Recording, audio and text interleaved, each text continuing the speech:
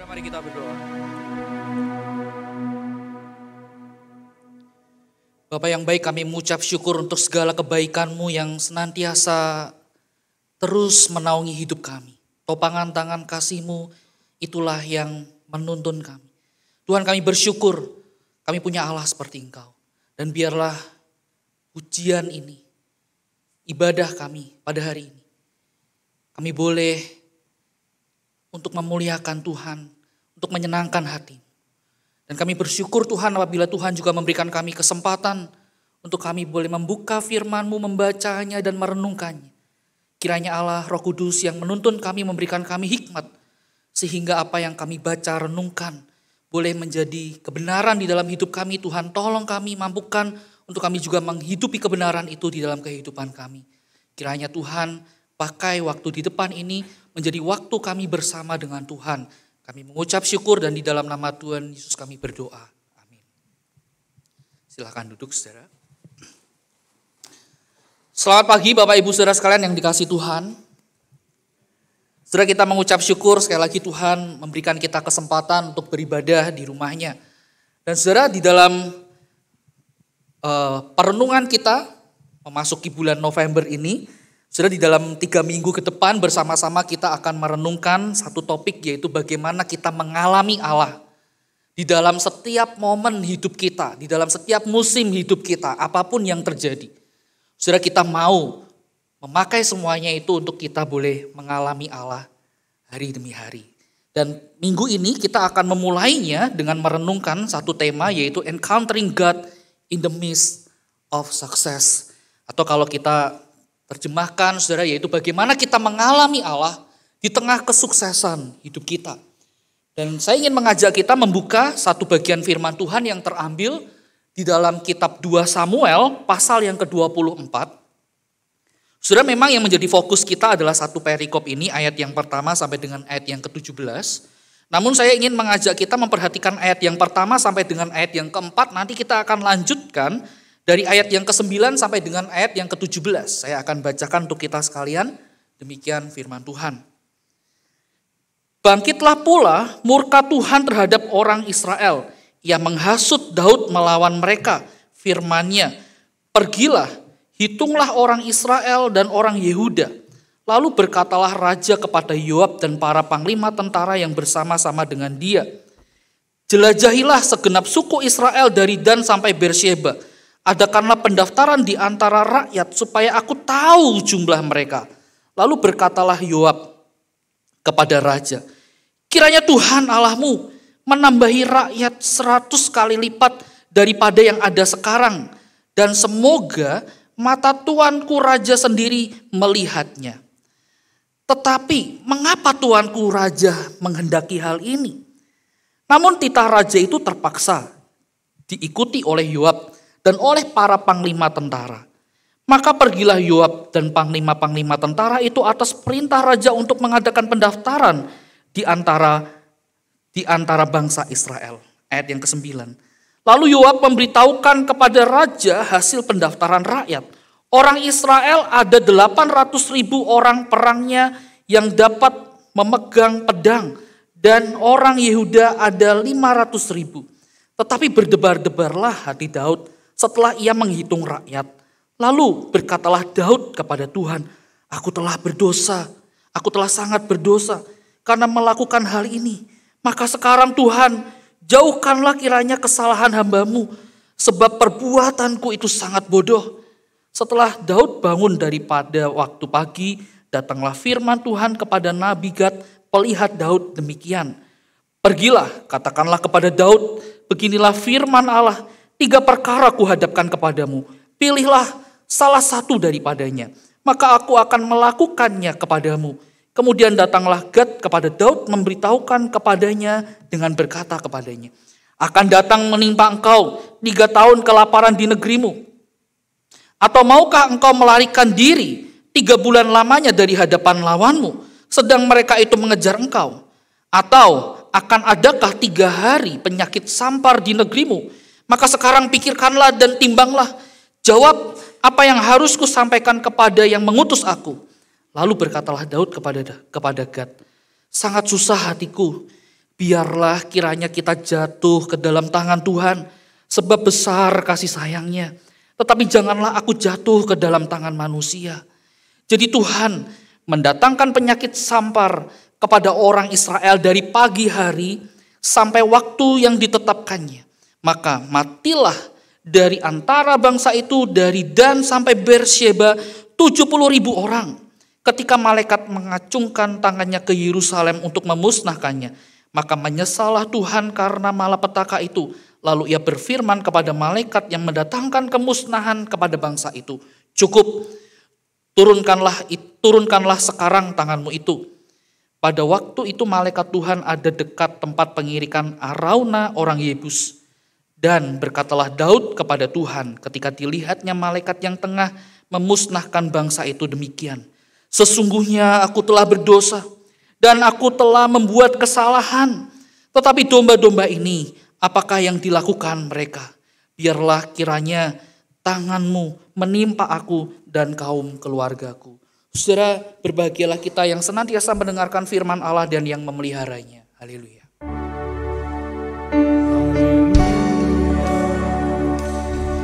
Haleluya. Haleluya.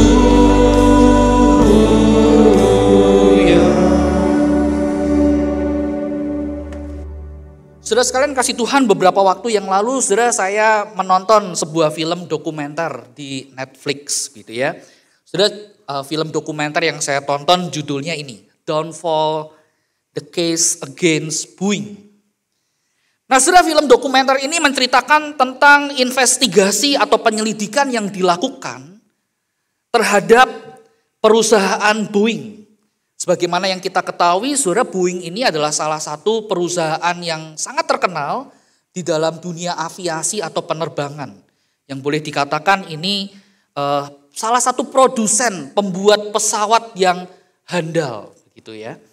Nah, banyak produk yang diciptakan oleh Boeing ya, yang akhirnya juga disukai ya, banyak maskapai pesan pesawat ini. Dan saudara, pesawat ini, pesawat yang dibuat oleh Boeing punya satu keunggulan yang dirasakan, yaitu apa saudara? Yaitu pesawat ini terkenal aman dan nyaman, ya, sehingga banyak orang suka. Bahkan saudara, ada jargon yang berbunyi demikian, ya, jika bukan Boeing, kalau bukan Boeing, begitu ya, maka aku tidak akan pergi. Nah, karena saking terkenalnya, bagusnya pesawat buatan Boeing, maka orang sangat suka produknya. Ya, merasa aman, nyaman di sana. Tapi saudara, ada sebuah peristiwa, lebih tepatnya dua peristiwa yang mengguncang perusahaan ini, perusahaan Boeing. Yaitu tepatnya di tahun 2018-2019. Dalam rentang 5 bulan. Dalam rentang 5 bulan saudara, ada dua tragedi. Jatuhnya pesawat buatan Boeing, yang mungkin kita pernah baca, lihat beritanya begitu ya.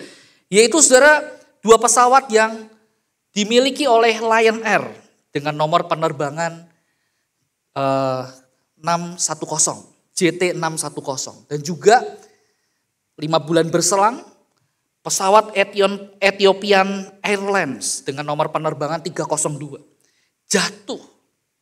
Padahal saudara, kedua maskapai ini atau dua pesawat yang jatuh ini adalah pesawat baru. Belum lama usianya, baru, benar-benar baru.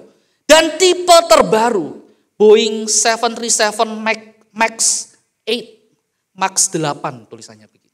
Benar-benar baru. Nah saudara, awalnya dikisahkan dalam film dokumenter itu, saudara, pihak Boeing menolak untuk bertanggung jawab atas dua kecelakaan jatuhnya pesawat ini. Pihak Boeing melimpahkan kesalahannya pada pihak maskapai penerbangan dan juga pilot yang mengemudikan pesawat ini.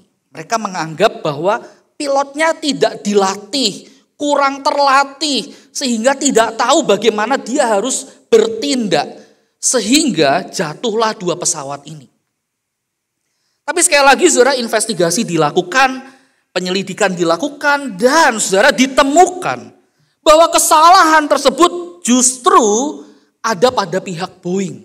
Di dalam Film dokumenter itu sekali lagi menunjukkan bagaimana saudara Boeing itu melakukan sebuah kesalahan yang sangat fatal.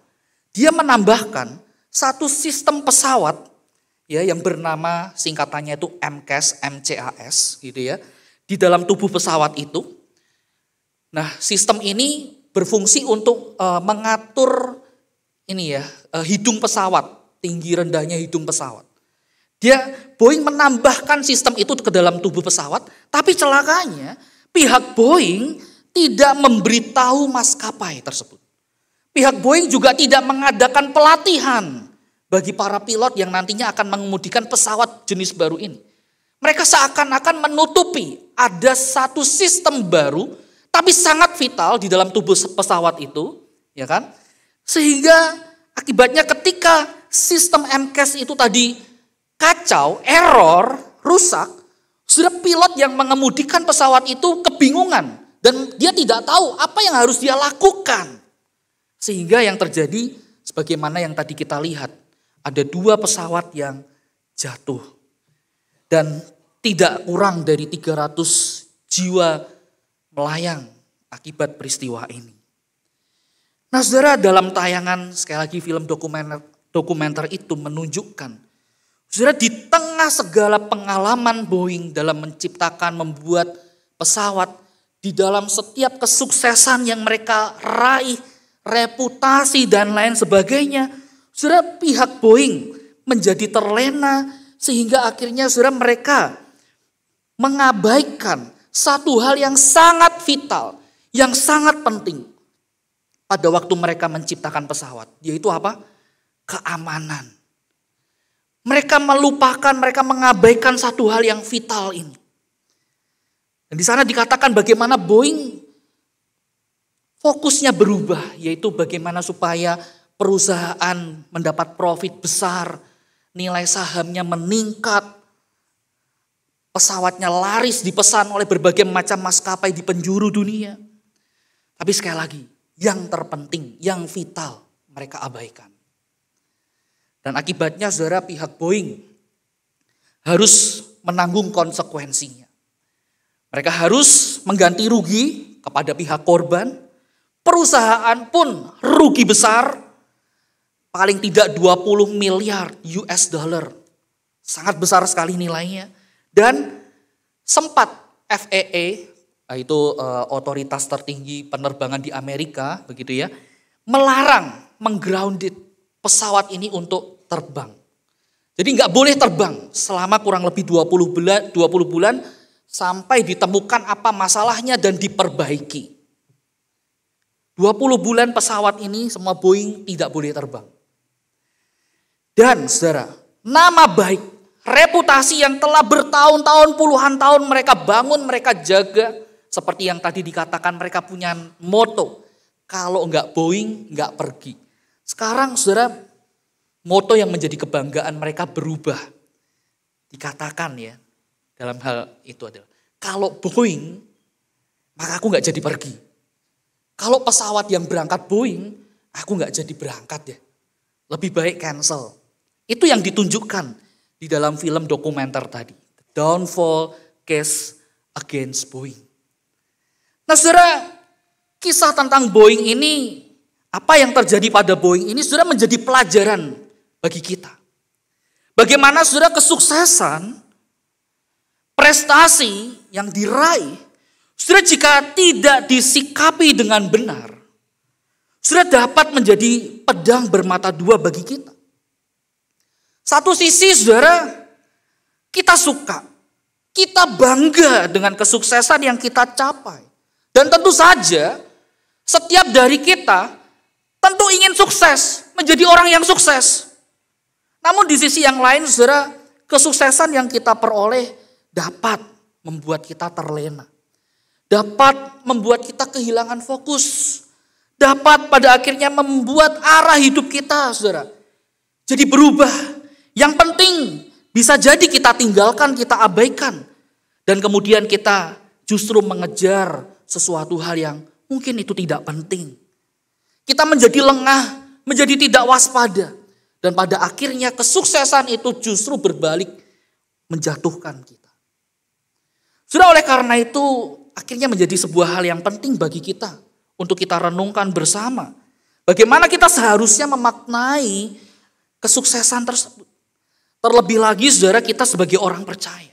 Bagaimana kita akhirnya di tengah segala kesuksesan yang Tuhan titipkan di dalam hidup kita, yang Tuhan berikan di dalam kehidupan kita. Saudara di dalamnya, saudara kita juga mengalami Tuhan. Kita bisa menikmati Tuhan di dalam. Nah oleh karena itu saudara menolong perenungan kita pada hari ini. Saudara saya mau ajak kita sama-sama, saya pun juga belajar dari kisah Daud. Kisah yang tadi sudah kita baca, kita perhatikan bersama-sama. Namun sebelumnya saudara mari kita perhatikan apa yang menjadi konteks dari kisah ini. Kisah yang ada di dalam 2 Samuel pasal 24 ini. Saudara kisah ini memberikan kita gambaran mengenai pengalaman tragis Raja Daud di tahun-tahun akhir dari kehidupannya. Bagaimana saudara ketika itu Daud setelah melewati masa-masa yang berat sebagai seorang raja, mulai dari dia diurapi oleh Samuel sampai titik itu saudara Daud itu telah mengalami begitu banyak hal. Awal mula ketika dia diangkat menjadi raja, dia dikejar-kejar oleh Saul hendak dibunuh. Sudah jadi raja, anak kandungnya sendiri Absalom ingin mengkudeta dirinya. Sehingga Daud sempat menjadi pelarian karena anak kandungnya sendiri. Dan tidak hanya itu, Daud juga harus melakukan serangkaian perang. Melawan musuh-musuh yang ada di sekeliling kerajaan Israel untuk mengokohkan kerajaan itu. Nah saudara di titik ini, di masa tua Daud, saudara Daud berhasil membawa kerajaan Israel ini di dalam satu masa yang penuh dengan kejayaan, musuh-musuh berhasil ditaklukkan, rakyat makmur, aman, semua tercukupi, relatif tenang. Namun saudara kesuksesan, kejayaan yang Daud raih membuat dia terlena, membuat dia lengah. Sehingga apa saudara? Ia jatuh pada dorongan untuk menghitung jumlah rakyat, termasuk di dalamnya jumlah pasukan perangnya, kekuatan militernya. Saudara apa yang dilakukan tindakan Daud ini akhirnya memicu murka Allah. Hingga akhirnya Tuhan menghukum Daud dan rakyatnya pun juga terkena imbasnya. Nah saudara sekalian kasih Tuhan apa yang terjadi pada Daud. Saudara menarik kalau kita coba untuk telaah lebih lanjut. Karena saudara kita akan menemukan ada pertanyaan-pertanyaan yang menarik untuk kita gali. Yang pertama misalnya saudara, berkaitan dengan apa salahnya mengadakan penghitungan atau sensus. Bukankah misalnya kalau kita melihat di dalam Keluaran 30 ayat 12, hukum Taurat tidak melarang kok mengadakan penghitungan rakyat, sensus penduduk katakanlah seperti itu. Bahkan kalau kita mau telaah lebih lanjut, pada zaman Musa saja pernah 2 kali loh dilakukan penghitungan pencatatan rakyat. Dan saat itu tidak ada hukuman dari Allah. Tapi kenapa? Ketika Daud yang melakukan penghitungan ini, kenapa Tuhan murka? Pertanyaan yang pertama. Yang kedua saudara, kita juga bisa melihat ada pertanyaan. Saudara kalau kita melihat di ayat yang pertama, kita akan menemukan di sana dikatakan saudara, justru Allah lah yang menghasut Daud untuk mengadakan penghitungan orang Israel dan orang Yehuda. Loh inisiatif atau dorongannya ini dari Tuhan loh. Kan dikatakan Tuhan ia menghasut Daud. Nah kalau Tuhan yang memberikan dorongan kepada Daud, kenapa kok justru Daud dimurkai, dia dihukum? Saudara menemukan 2 diskusi, pertanyaan diskusi ini, saudara. Saya ingin mengajak kita untuk melihatnya dan bagian inilah yang menjadi dasar dari apa yang nanti kita akan sama-sama pelajari. Saudara yang pertama, saudara, kalau kita melihat yang menjadi sumber masalah, kenapa? Ketika Daud melakukan penghitungan ini, Allah menjadi murka, yaitu adalah karena motivasi. Sumbernya masalahnya adalah motivasi. mayoritas penafsir sepakat bahwa motif yang tidak terkatakan dalam peristiwa ini yaitu adalah bagaimana Daud punya kecondongan hati untuk sombong. Sudah hal ini tergambar dari sikap Daud. Pada waktu itu panglimanya yang bernama Yoab sudah menasihatinya, memberikan nasihat bijak kepadanya. Kenapa tuanku melakukan seperti ini? Jauhlah itu daripada niat tuanku. Akan Yoab mengatakan demikian. Tetapi Daud mengabaikan peringatan, mengabaikan nasihat Yoab. Dan dia tetap ingin menuruti kecondongan hatinya yang sudah diliputi dengan motivasi untuk tinggi hati di hadapan Tuhan.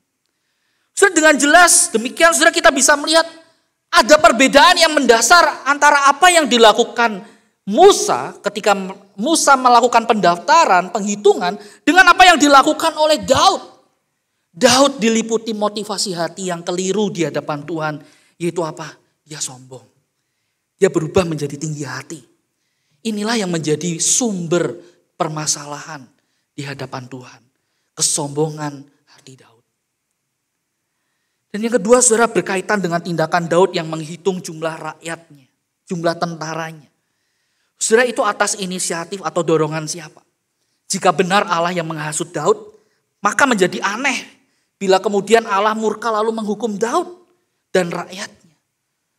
Nah, saudara sekalian kasih Tuhan, kalau kita melihat, slide saya terbalik. Nah, saudara, kalau kita melihat bagian ini, kisah di dalam 2 Samuel pasal 24, saudara punya paralel kisah yang sama yang tercatat juga di dalam 1 Tawarikh pasal 21. Dan kalau kita melihat perbandingan di sini jelas kita akan menemukan ada perbedaan keterangan di dalamnya. 1 Tawarikh pasal 21 ayat yang pertama, saudara, di sana dicatat bahwa iblis bangkit melawan orang Israel dan ia membujuk Daud. Jadi iblis yang membujuk Daud untuk menghitung orang Israel.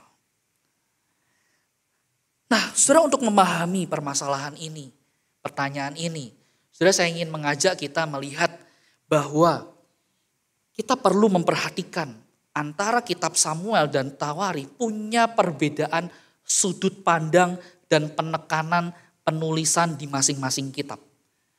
Jadi sudut pandangnya, penekanannya berbeda antara 2 Samuel dengan 1 Tawarikh.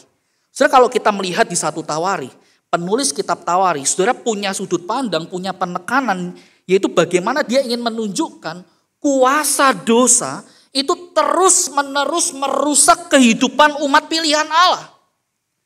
Dan bagaimana iblis itu sebagai pihak yang jahat itu berusaha untuk menjatuhkan dan menjauhkan hati dari umat pilihan Tuhan.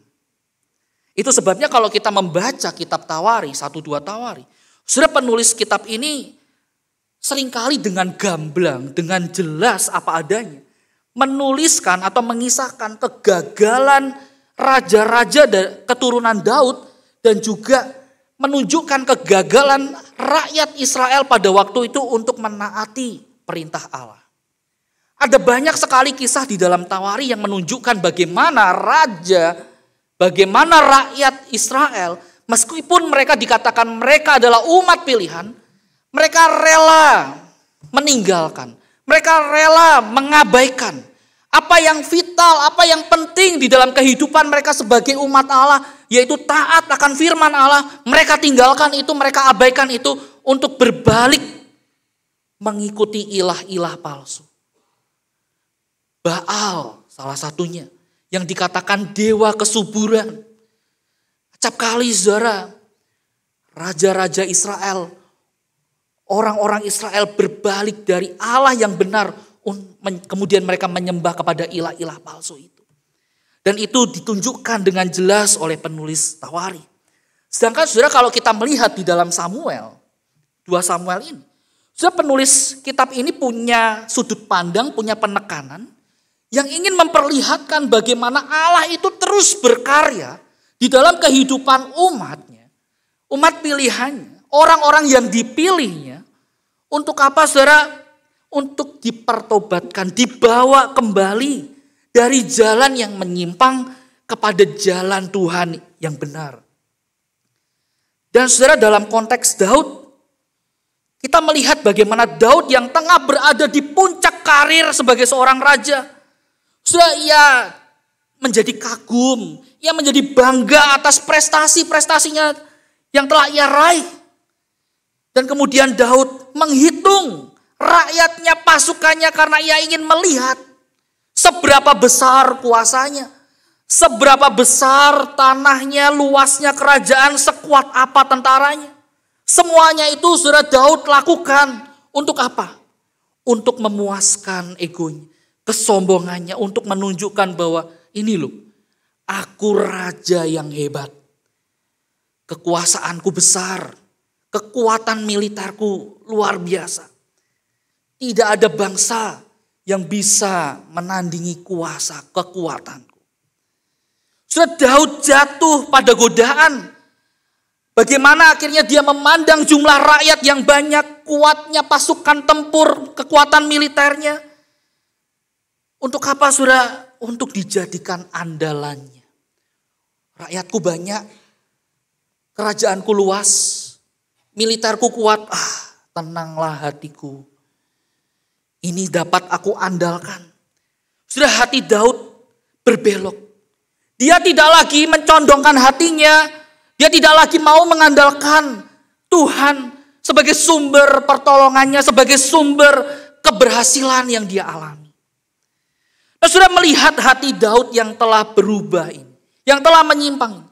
Maka sudah kita melihat bagaimana Tuhan akhirnya memutuskan bahwa sudah Daud ini perlu untuk apa? Untuk diproses, dididik, dikalibrasi ulang. Dibawa kembali untuk bersujud di hadapan Tuhan. Dan kembali fokus hatinya, arah hatinya. Kembali, saudara, untuk Tuhan. Ditujukan bagaimana dia harus berharap, bergantung pada belas kasihan Tuhan. Bukan pada jumlah rakyat, bukan pada kekuatan militer, bukan kepada luas wilayah. Tuhan mendidik Daud, bahkan di dalam bencana yang Tuhan datangkan bagi Daud. Sudah, Tuhan mendidik Daud dan juga mendidik rakyat Israel. Meskipun harga yang dibayar begitu luar biasa mahal. Ayat yang ke-15 sudah menunjukkan paling tidak ada 70.000 orang yang binasa pada waktu itu. Tapi itulah yang menjadi harga untuk membawa kembali hati Daud fokus pada Allah. Jadi saudara, melalui dua penjelasan ini saudara kita dapat menyimpulkan bahwa di dalam peristiwa Daud menghitung jumlah rakyat, saudara kita bisa melihat sumber masalahnya ada pada motivasi Daud yang keliru. Dan kesuksesannya sebagai seorang raja justru membuat Daud menjadi tinggi hati, membawa hatinya jauh dari Tuhan. Oleh sebab itu saudara, Tuhan memproses Daud, Tuhan mendidik Daud. Tuhan kembali mengarahkan hatinya Daud untuk kembali melihat kepada Tuhan. Dengan demikian saudara, yang menjadi tujuan dari semuanya ini, itu bagaimana Tuhan di dalam anugerahnya berkenan untuk membawa Daud kembali menjadi seorang yang dikatakan apa? A man after God's own heart. Orang yang berkenan di hatinya. Orang yang berkenan di hatinya.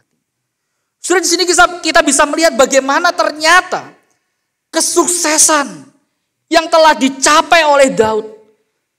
Luasnya wilayah, banyaknya rakyat, kuatnya militer yang dimiliki Daud. Sudah itu tidak menjadi acuan bagi Tuhan membuat Daud berkenan di hatinya. Justru apa yang telah Daud capai? Kesuksesan demi kesuksesan. Prestasi demi prestasi yang mungkin ada pada Daud pada saat itu. Puncak karir Daud. Membuat dia berubah, berbelok hatinya. Dan Tuhan bentuk, Tuhan proses kembali Daud untuk apa? Kembali lihat Tuhan. Kembali hidup bagi Tuhan. Kembali fokus kepada Tuhan. Karena itu yang Tuhan mau. Tuhan tidak terlalu peduli seberapa besar luas wilayahnya. Seberapa banyak rakyatnya. Dia tidak peduli, Tuhan tidak peduli seberapa banyak Daud menang perang, tapi Tuhan mau hati Daud untuk Tuhan. Tuhan mau hati Daud hanya ada Tuhan. Dan saudara berkaca dari apa yang dialami oleh Daud.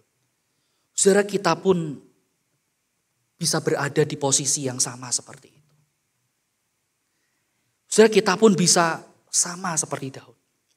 Bagaimana saudara di dalam setiap berkat yang tergambar, berkat Tuhan yang tergambar melalui kesuksesan hidup yang mungkin ada pada kita, yang Tuhan berikan. Yang Tuhan nyatakan kita terima. Saudara, mungkin kita dianggap sebagai orang tua yang sukses, yang berhasil di dalam mendidik anak-anak kita dari kecil sampai dewasa.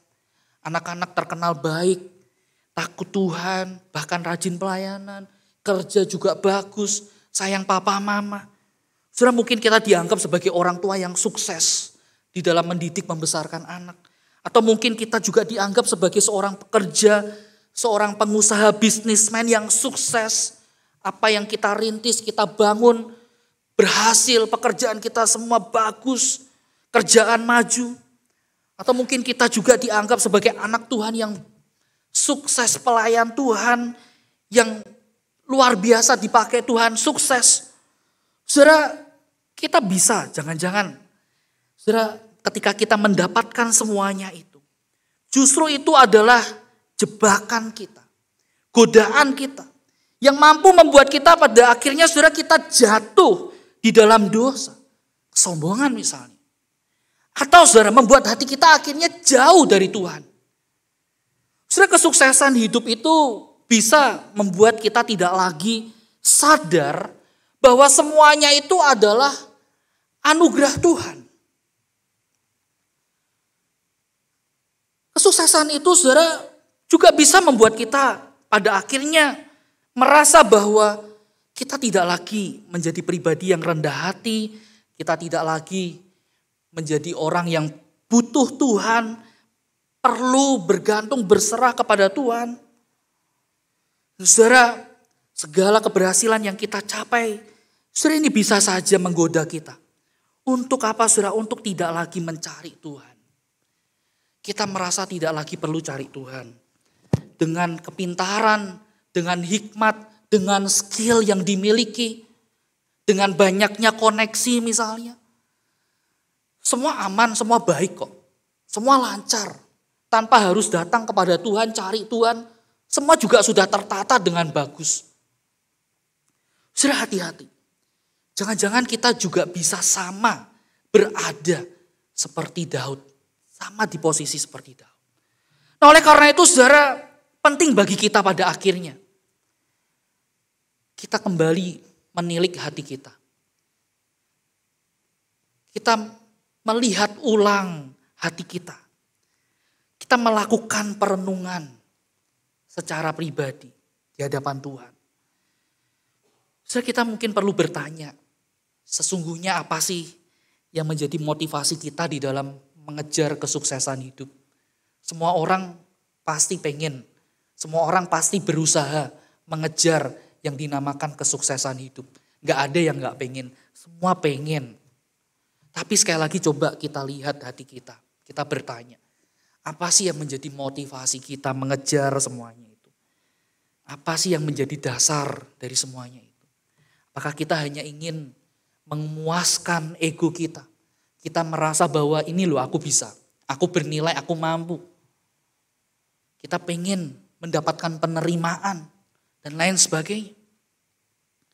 Kita lihat kembali, apa sih motivasi yang ada di dalam hati kita. Kita juga mungkin perlu bertanya dalam perenungan kita. Apakah ketika saudara kita mengejar yang namanya kesuksesan hidup kita, pengejaran kita itu akhirnya membuat kita jadi lupa Tuhan. Membuat kita kehilangan fokus atau arah hidup. Yang penting kita abaikan, kita tinggalkan. Yang tidak penting justru kita kejar. Sudah bisa jadi kita menjadi lebih sibuk di dalam mencari, di dalam menikmati berkat Tuhan di dalam kesuksesan itu ketimbang mencari dan menikmati Tuhan itu sendiri. Dan yang terakhir mungkin kita perlu bertanya dalam hati kita, apakah sih saudara, apakah ketika kita ada di tengah kesuksesan hidup yang tidak lain saudara semuanya itu adalah berkat dari Tuhan semata.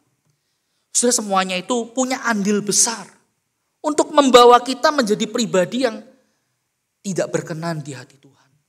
Dalam konteks Daud dan mungkin kita juga bisa menghadapi godaan yang sama. Kita berubah menjadi pribadi yang tinggi hati. Kita juga merasa bahwa aku tidak perlu Tuhan.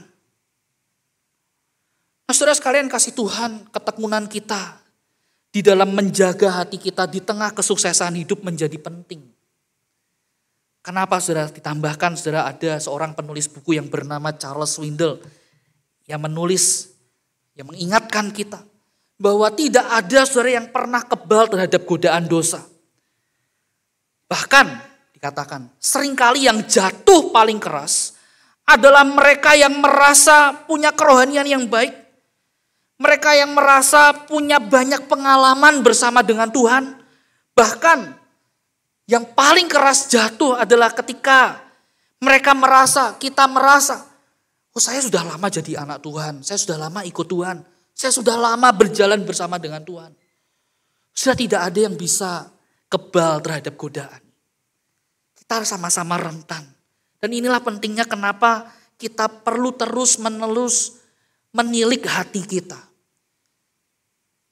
Menguji hati kita di hadapan Tuhan. Bertanya kepada Tuhan. Apakah dalam hati kita fokusnya masih jelas. Arahnya masih jelas. Untuk aku mau datang kepada Tuhan. Untuk aku mau menyembah Tuhan. Saudara, sekali lagi kita bisa sama seperti Daud ada di posisi yang seperti itu. Oleh karena itu mari saudara, kita memaknai kesuksesan hidup ini dengan tepat, dengan seimbang. Biarlah saudara pada waktu kita mengalami kesuksesan itu, saudara itu tidak membuat kita pada akhirnya menjadi tinggi hati, lupa diri, dan bahkan saudara kita merasa tidak butuh Tuhan. Atau sebaliknya saudara, namun sebalik, saudara ketika Tuhan mempercayakan itu, memberikan berkatnya kepada kita. Kesuksesan hidup itu kita alami. Saudara kita tidak hanya penuh syukur, tapi itu mengingatkan kita untuk apa? Untuk makin bergantung pada Tuhan. Untuk makin bersandar pada kuasa-Nya. Untuk makin minta Tuhan tolong kuatkan langkah kaki kita. Seperti kata pepatah pernah berkata, makin tinggi pohon, makin tinggi angin yang menerjang. Sudah makin besar, makin banyak kesuksesan yang kita raih. Godaan makin besar, godaan makin banyak. Dan di sanalah saudara kita perlu dengan sungguh minta Tuhan tolong. Tuhan kuatkan agar apa? Kita tidak lengah, kita tidak kehilangan kewaspadaan. Hingga akhirnya kita jatuh dalam pencobaan. Seperti Daud pada hari ini yang kita sama-sama pelajari. Saudara kiranya Tuhan menolong kita. Untuk kita senantiasa terus jaga hati kita di hadapan Tuhan. Untuk kita terus bersandar hanya pada kuasa Tuhan. Mari kita berdoa, kita tundukkan kepala kita.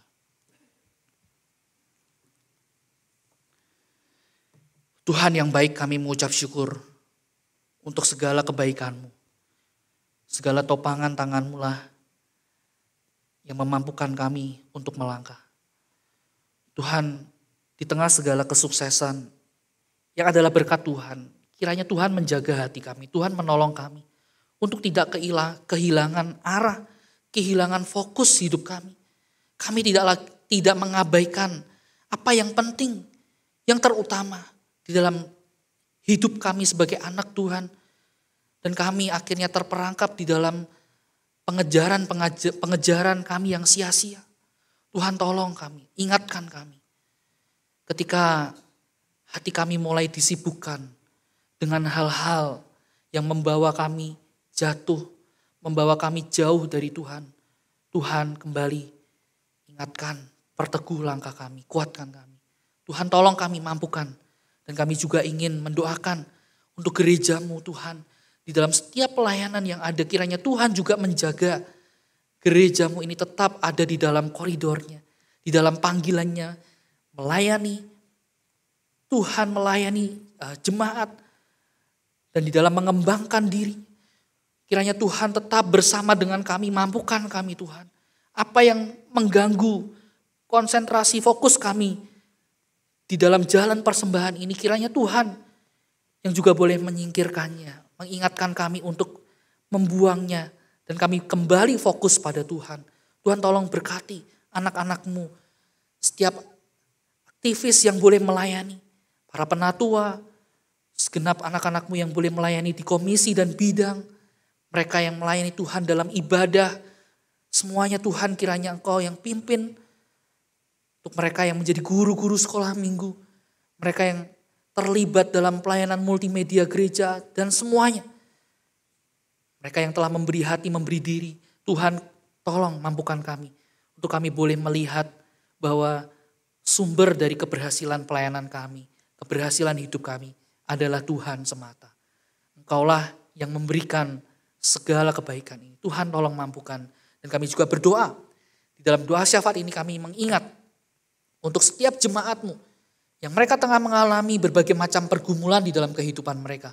Satu persatu kiranya Tuhan, Engkau yang melawat mereka. Tuhan hadir dalam kehidupan mereka. Tuhan menyatakan apa yang menjadi kehendak-Mu. Tuhan memberikan solusi bagi masing-masing persoalan hidup yang mereka hadapi. Mereka yang tengah mengalami pergumulan akan kesehatan, kiranya Tuhan menolong. Mereka yang bergumul akan masalah relasi di dalam keluarga, pekerjaan, usaha, dan juga studi masa depan mereka, kiranya Tuhan, Engkau yang sekali lagi memberkati, Tuhan yang menguatkan setiap anak-anak-Mu. Terima kasih Yesus, kami ingin menyerahkan seru doa kami ini. Di dalam nama Tuhan Yesus kami berdoa dan mengucap syukur. Amin.